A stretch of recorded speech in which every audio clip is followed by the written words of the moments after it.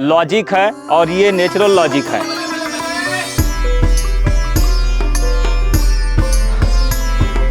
इन चढ़ाई करने के लिए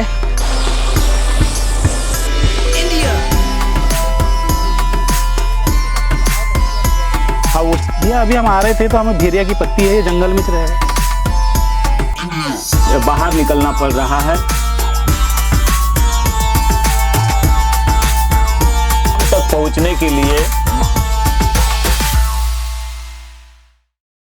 बीजीटी एक्सप्लोरर के एक नए और एडवेंचर से भरे इस खूबसूरत व्लॉग में आपका स्वागत है। आज हमारी 6 सदस्यीय टीम निकल पड़ी है गर्दा की उन पहाड़ियों पर जहां आध्यात्मिक केंद्र होने के साथ साथ प्रकृति की खूबसूरती भी देखने मिलेगी। हमारे सफ़र की शुरुआत हुई गर्दा से। शहर की भीड़भाड़ को पीछे छोड़ते हुए हमारी टीम अपनी बाइक्स पर सवार होकर कोड़पा टोला की ओर निकल पड़ी। जैसे ही हमने कोड़पा टोला पार किया, हमारे सामने था एक घना और रहस्यमयी जंगल। बाइक से इस घने जंगल में एंटर करते ही हवा में एक अलग सी ठंडक और जंगली पेड़ पौधों की सोंधी महक ने हमारा स्वागत किया। जंगल के रास्ते से होते हुए हम अपने पहले और सबसे महत्वपूर्ण पड़ाव पर पहुँचे, बंजारी माता पूजा स्थल और बड़ा देव साजा पेड़। यह इस पूरे ट्रैक का स्ट्रांग पॉइंट है। आदिवासी और स्थानीय आस्था के इस महान केंद्र पर हमारी पूरी टीम ने मत्था टेका। विशाल साजा पेड़ के नीचे खड़े होकर प्रकृति को महसूस किया और सकारात्मक ऊर्जा महसूस करने के बाद हमारे भीतर ट्रैकिंग का एक नया जोश भर गया। इसी स्थान पर हमने अपनी बाइक से छोड़ी और हमने अपने पैदल कठिन चढ़ाई की शुरुआत की। एक एडवेंचर के तौर पर हम आज गर्दा की पहाड़ी प्रकृति के बीच माता अन्नपूर्णा के धाम पहुंच रहे हैं। पहला पड़ाव हमारा कोड़पा टोला से शुरू हुआ और बंजारी धाम, जो कि इसका पहाड़ी का अंतिम छोर है, यहाँ पर आके हम आगे अब यहाँ से पैदल यानी कि पथरीली राह से, पथरीली डगर से चलते हुए ऊपर चढ़ेंगे। अभी तक हम बाइक से आए हैं। 5 से 6 छोटे बड़े नालों को क्रॉस किया है। हमारे साथ में सहदेव अड़मे जी है, जो कि ग्राम कोड़पा टोला के निवासी है, गर्दा के निवासी है, और पूर्व सरपंच भी है। अच्छा, पूर्व सरपंच भी है सहदेव अड़मे जी, और साथ में कमलेश गए जी है, जो कि गर्दा से है, सरपंच पुत्र है।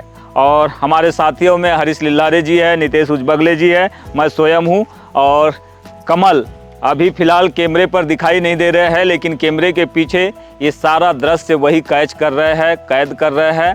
आगे हम जैसे जैसे पहाड़ी की चढ़ाई चढ़ेंगे, खूबसूरत दृश्य को आपको दिखाएंगे, प्रकृति का खूबसूरत नज़ारा दिखाएंगे, यहाँ की नैसर्गिक, यहाँ की वादियाँ और पहाड़ों पर किस तरह से अनुभूति होती है, इसे खुद हम महसूस करेंगे और आप तक पहुँचाएंगे।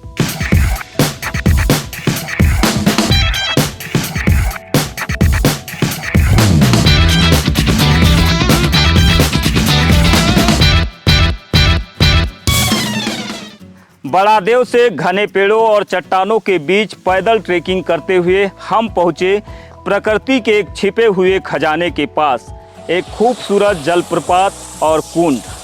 यहाँ की वादियाँ इतनी खूबसूरत थी कि पल भर के लिए हम सब मंत्रमुग्ध हो गए।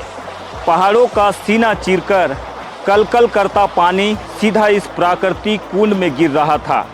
यह प्रकृति का एकदम शुद्ध और मिल्ड प्योर मिनरल वाटर था। चट्टानों से टकराते पानी की आवाज़ और चारों तरफ पसरी हरियाली ने हमारी शुरुआत की सारी थकान मिटा दी। इसी कुंड के ठंडे पानी से खुद को तरोताज़ा कर हमने अपने अगले पड़ाव यानी कि सबसे खौफनाक चढ़ाई वाले लाल घाटी के लिए कमर कस ली और आगे बढ़ चले। दूसरे पड़ाव के तहत अब हम लाल घाटी की चढ़ाई शुरू कर चुके हैं।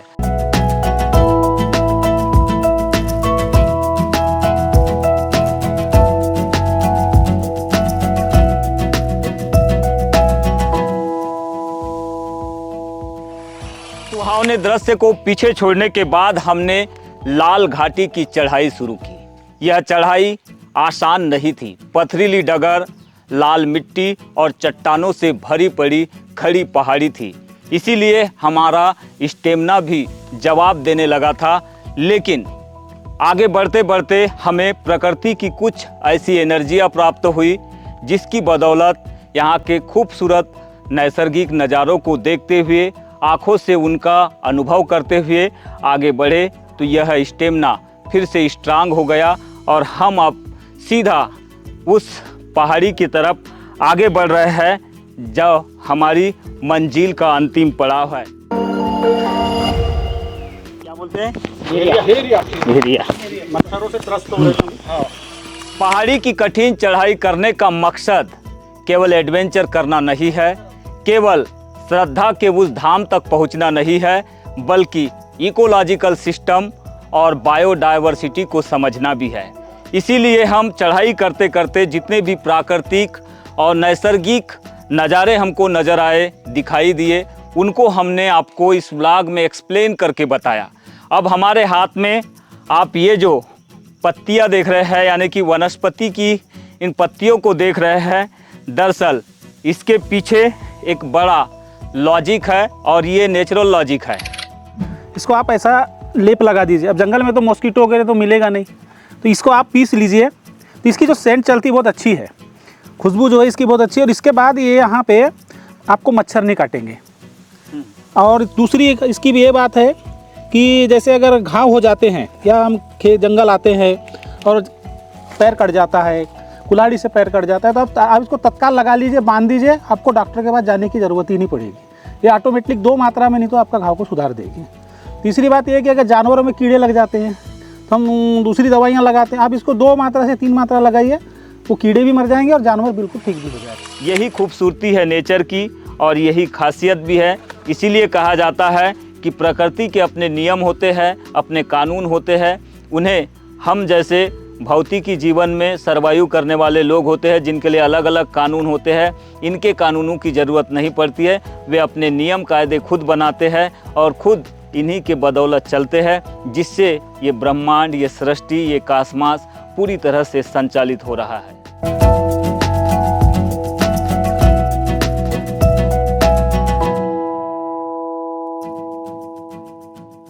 सीधा और खड़ा पहाड़ चढ़ते हुए आखिरकार हम पहुंच गए हैं गर्दा के उस पवित्र स्थल, उस पवित्र गुफा के पास जहां विराजमान है माँ अन्नपूर्णा। हालांकि यहाँ तक आते आते हमारा शरीर, हमारी एनर्जी और हमारी बॉडी जवाब दे चुकी है, क्योंकि काफ़ी कठिन चढ़ाई थी, दुर्गम थी। पथरीली डगर के बीच से हम पहुँचे हैं। काफ़ी एंजॉयमेंट करते हुए, एडवेंचर को महसूस करते हुए, प्रकृति के हर उस सूक्ष्म से सूक्ष्म जीव का अवलोकन करते हुए, वानस्पतिक जानकारियों को बटोरते हुए इस धाम तक पहुँचे हैं। तो एनर्जी का लॉस होना, बॉडी का जवाब देना जाहिर सी बात है। बावजूद इसके अभी भी इस कदर स्टेमिना है कि हम कम से कम 5 किलोमीटर तो चल ही सकते हैं। लाल घाटी की यह चढ़ाई जैसे ही खत्म हुई, प्रकृति ने हमारे सामने अपनी सबसे पवित्र जगह खोल दी, माँ अन्नपूर्णा का धाम। चोटी पर स्थित मंदिर में पहुंचकर जो आध्यात्मिक सुकून मिला वह शब्दों से परे है। गुफा में प्रवेश करके हमने माँ अन्नपूर्णा के दर्शन लिए और फिर एक दूसरे और सकरे गुफा के रास्ते से बाहर निकले। हमने यहाँ पर धाम से ही लगे आड़ा नाला को भी एक्सप्लोर किया। चट्टानों के बीच में आड़े तिरछे बहते इस नाले की प्राकृतिक छटा और सुरीली आवाज़ ने इस पूरे सफ़र को एक परफेक्ट हैप्पी एंडिंग दी है। तो इस निर्देशों का हम पालन कर रहे हैं। चूँकि अभी 5 बजने वाला है, तो इसी वजह से हम जल्दी प्रवेश करेंगे और जल्दी से बाहर आएंगे। निर्देशों का बिल्कुल उल्लंघन नहीं करेंगे।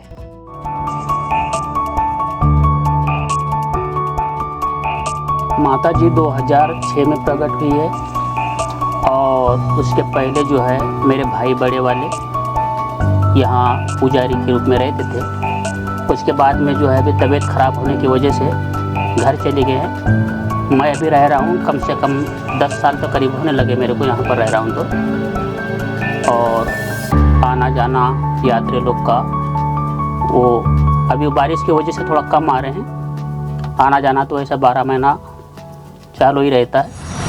कि यह जो गुफा है, यह सराउंडिंग है, एक छोर से हम इंटर हुए तो दूसरे छोर से हम एग्जिट हो रहे हैं।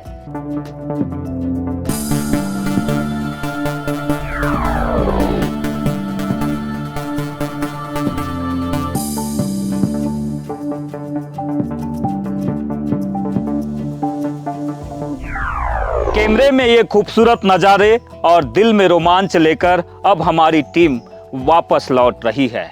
उम्मीद करता हूँ कि प्रकृति को करीब से जानने और समझने के लिए हमारा यह व्लॉग आपको ज़रूर पसंद आएगा। यदि पसंद आए तो इसे लाइक करें, शेयर करें और कमेंट्स में अपने सुझाव भी हमें ज़रूर दें।